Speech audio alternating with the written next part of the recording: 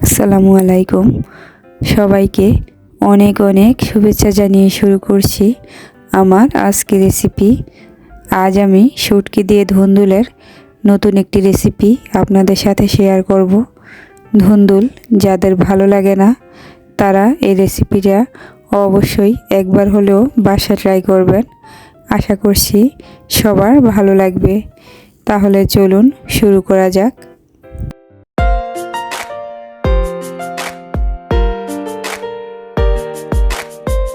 এখানে আমি 1 কেজি ধুন্দুল এবং বড় সাইজের 2টা আলু কেটে নিয়েছি। আর এখানে আছে কিছু চিংড়ি শুটকি এবং ছোট সাইজের 2 পিস রুই মাছ ছোট ছোট টুকরো করে কেটে নিয়েছি। এখন রান্না বসাতে চুলায় একটা কড়াই বসিয়ে নিয়ে দিয়ে দিচ্ছি পর্যাপ্ত পরিমাণ তেল। আমি এখানে সরষের তেল ব্যবহার করছি। এখন গরম তেলে দিয়ে দিচ্ছি 1 চা চামচ পরিমাণ গোটা জিরা। জিরা গরম তেলে কয়েক সেকেন্ড নেড়ে নিয়ে দিয়ে দিচ্ছি পেঁয়াজ কুচি। এখন এই পেঁয়াজটা হালকা ভেজে নেব।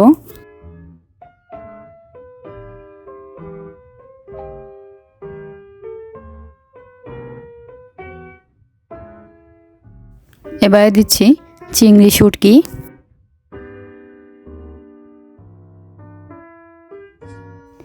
এখন পেঁয়াজ কুচির সাথে শুটকি বেশ কিছু সময় ভাজতে থাকব।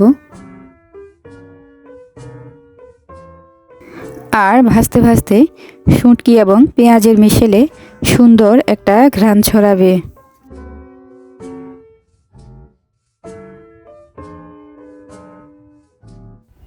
আর এ পর্যায়ে দিয়ে দিচ্ছি 1.5 টেবিল চামচের মতো আদা রসুনের পেস্ট। এখানে আমি 3 ভাগের 1 ভাগ আদা এবং বাকি 2 ভাগ রসুন একসাথে ব্লেন্ড করে নিয়েছি আমি। এবারে এগুলো চুলার কম আঁচে 1 থেকে 2 মিনিটের মতো ভেজে নেব। এখন দিচ্ছি হলুদ গুঁড়া, দিয়ে দিচ্ছি মরিচের গুঁড়া। হলুদ মরিচ দুইটাই এখানে 1.5 চা চামচ করে দিয়েছি। এবারে এগুলো আবারও বেশ কিছু সময় ভেজে নেব। এখন দিচ্ছি অল্প পরিমাণ পানি, আর এটা 1 কাপ পরিমাণ হবে।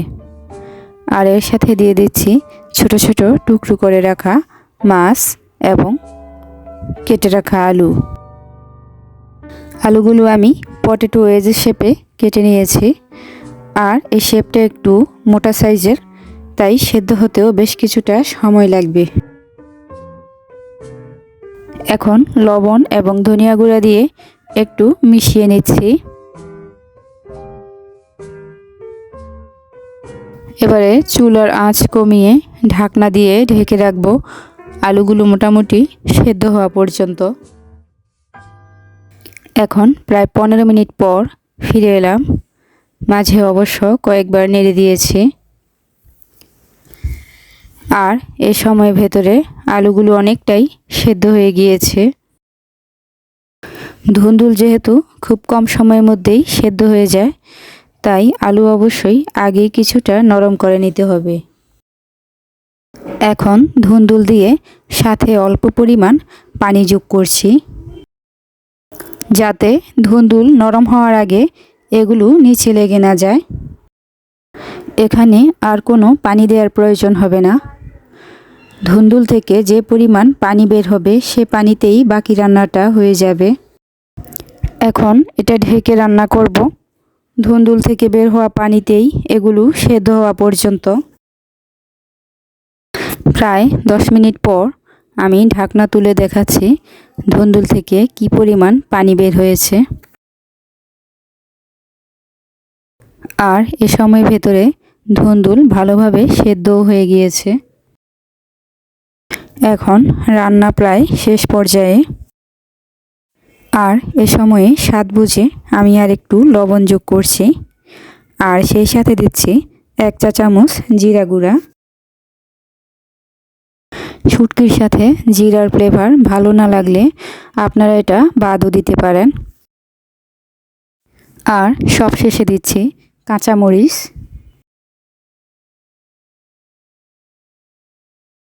এবারে এটা ঢেকে আর 2 থেকে 3 মিনিটের মতো রান্না করব। এবারে আপনাদের রান্নার ফিনিশিংটা একটু দেখিয়ে দিচ্ছি। এখন চুলা অফ করে দিয়ে ফিরে আসছি পরিবেশন পাত্রে সাজিয়ে। দেখতেই পাচ্ছেন রান্নাটা কতটা আকর্ষণীয় লাগছে দেখতে। বাসায় অবশ্যই একবার ট্রাই করুন এই রেসিপিটা ফলো করে। আর সেই সাথে কমেন্ট করে জানাতে ভুলবেন না স্বাদ কেমন হয়েছে। আজ এখানেই বিদায় নিচ্ছি। সবাই ভালো থাকুন। আল্লাহ হাফেজ।